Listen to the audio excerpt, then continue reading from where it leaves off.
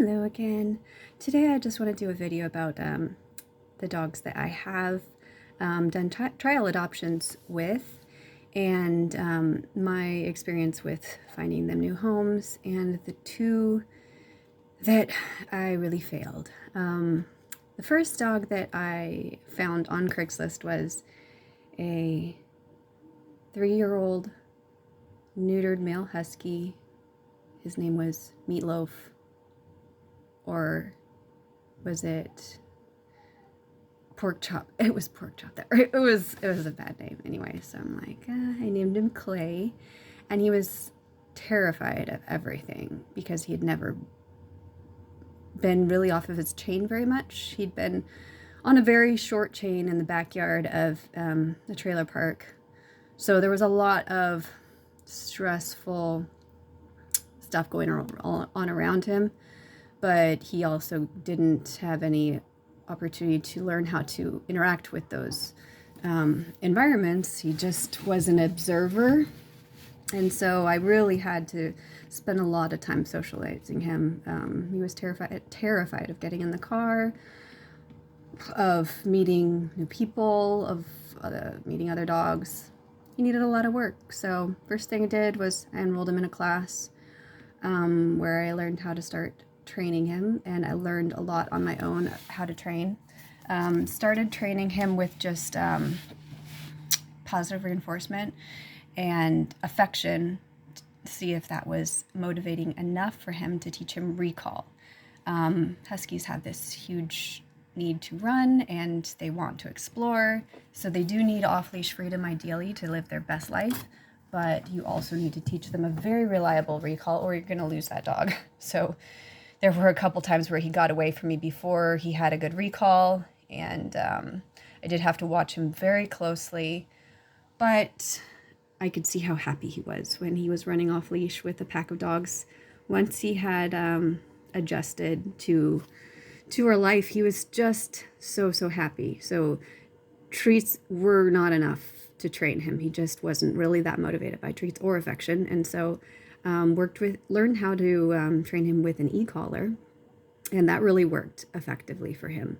I was able to give him a lot of freedom, and he was just really happy. But the thing that the behavior that I couldn't break was his bite pressure, and I found out later that after a dog turns around 6 months, the window for them to learn a softer bite pressure closes, and their bite pressure is kind of solidified for their adult life.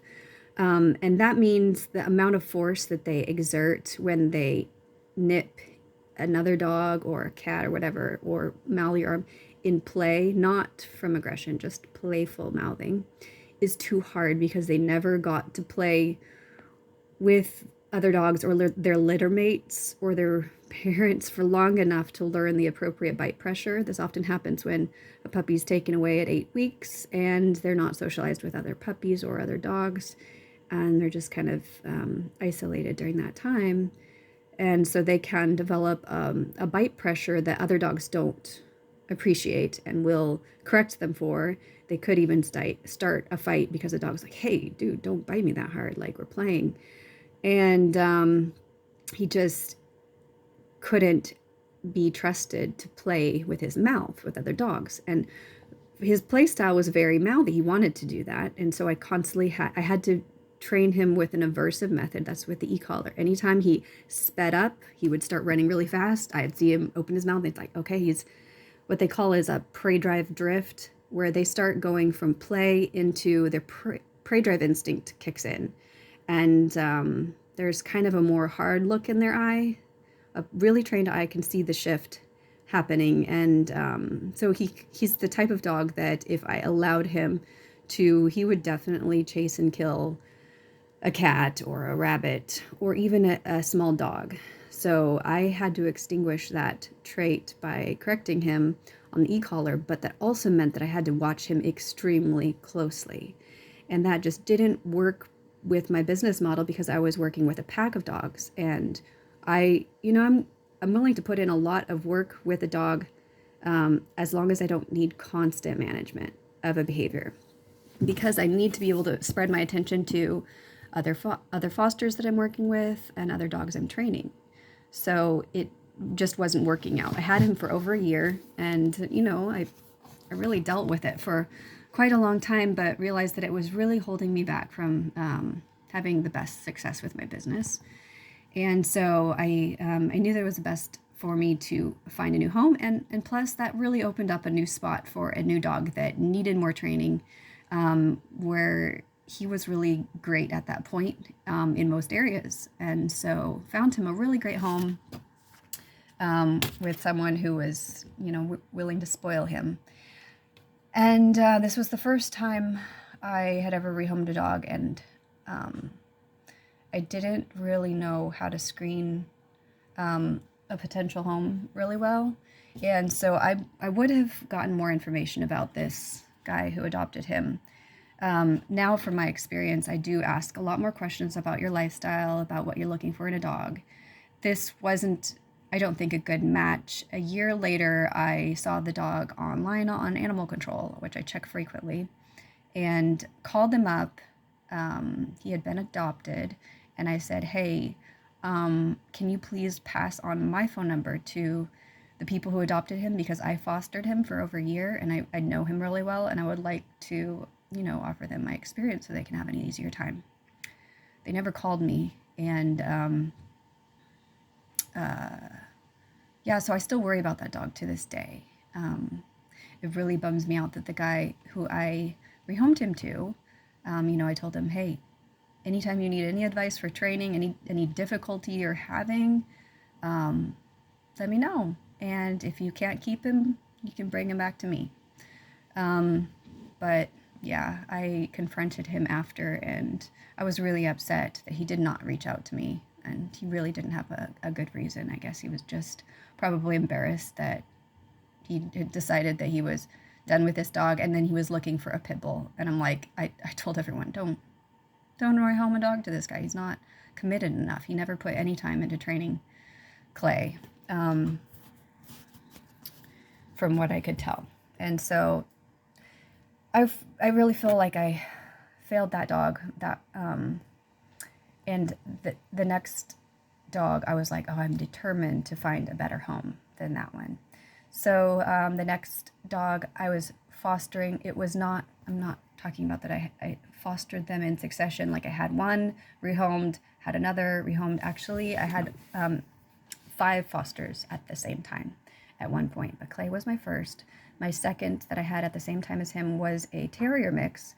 I think she had some kind of a small bully in her, but she was about the size of maybe a beagle, maybe smaller, but she was incredibly mouthy and vocal, barking, tons of growling, and every new situation elicited a growl, which with me working with dogs who are easily scared, they're intimidated is the word. She was incredibly intimidating. And so I had, she was my roommate's dog, and he wasn't spending any time working with her to socialize her or increase her tolerance of other dogs. So I said, hey, if she's going to be in my home, can I work with her with socializing her? So I started working with her, introducing her to more dogs in a safe way that would help her to become more tolerant. And it improved quite a lot, but it was too much. And I didn't have the ability to slow this down because we have all these clients. And she could either stay home or she could come out with us on adventures, but she was just constantly growling and triggering other dogs. So I had to leave her home more, which, made her sad. She wanted to go out on these adventures with us.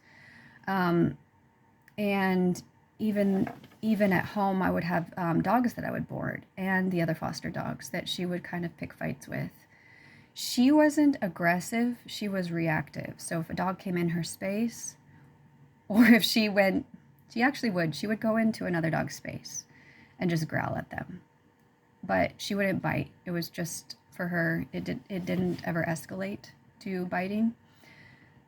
But it was enough that it was really problematic, and I didn't have enough time to train her for free because I was doing a whole lot of expanding of my business at the time and training employees, hiring and training new employees. We were really getting a lot of calls of new dogs, and I had to focus my attention on that or I would lose clients.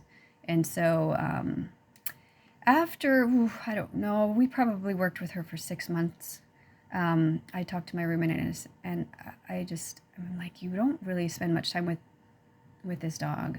You don't ever take her out to exercise her.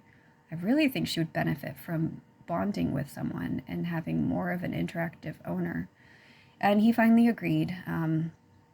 And so I posted her for adoption, and I found a really great home for her where she's just really happy and not stressed. And she does have other dogs to play with who are really compatible with her. Like there were certain dogs that she just seemed to like a lot more and didn't intimidate her.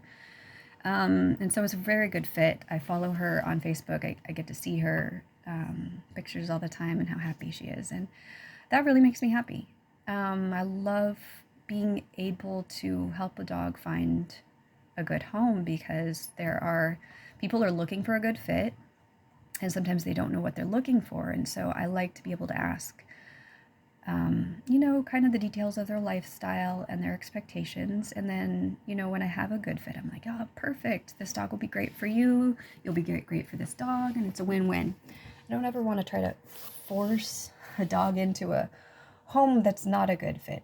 That's where the placements end up failing. So you really just want to find, it's all about compatibility, chemistry, and compromising things making compromises you can live with. So I'll go over those 3 things after this, but those are the things that I look for when I'm looking for a good home. The third foster I got 3 fosters next at the same time, and I still had the first 2. So these were my 5. And this is where I really kind of overextended myself. I didn't know what my limits are with my business, but I did. That's when I started noticing this addiction start to come on, the addiction to fostering. I'd say about the beginning of 2020. And it really does correlate with the decline in my mental health. The more depressed and unstable I felt, the more I felt the need to help dogs because it made me feel better. It was a drug for me, but it got to the point where I couldn't really control my impulse to help dogs to the point where I was keeping it in balance with everything else in my life. So anyway, fostering these 3 dogs at once wasn't a good idea because they all really needed a lot of work to integrate them into the pack. No, actually, one of them was really easy to integrate. He was a big, black Alaskan Husky with blue eyes, and he looked very wolfy in the way he moved and his expressions. And he had a very wolfy personality. He was very independent and aloof. But he was good with other dogs at first. And then I got him scheduled for his rabies vaccine. And he had an adverse reaction that actually caused him to develop an allergy to almost all meat, all protein, except lamb. He was able to eat lamb, and he might have been able to eat a couple others, but every meat that I tried, even the novel proteins, he was allergic to. And they caused this huge rash breakout on his back, in his ears, his groin. That was incredibly painful, and it would cause a lot of internal inflammation and diarrhea. He was so uncomfortable. I could tell the way he walked when he was having an allergic reaction. He was very stiff. He would walk instead of run. He would never smile. He was just more serious. And it took quite a while for him to heal from just a little bit of food. It took like a couple days for him to go back to normal. And I was doing tons of different treatments to try to resolve it. um, elim- allergy elimination diets, figured out what he could eat, and he started to really thrive on a raw diet of lamb. Like his appetite increased, his skin looked beautiful, his fur grew back beautifully, his temperament started going back to, oh, his temperament changed also. Um, the more he was reacting to an allergy, the more aggressive and irritable he was, but he became suddenly overnight aggressive, selectively aggressive. He still was fine with some dogs, but some dogs would trigger him to be very aggressive. And it was mostly intact males, but there were a couple that were not intact males. Mostly males, though.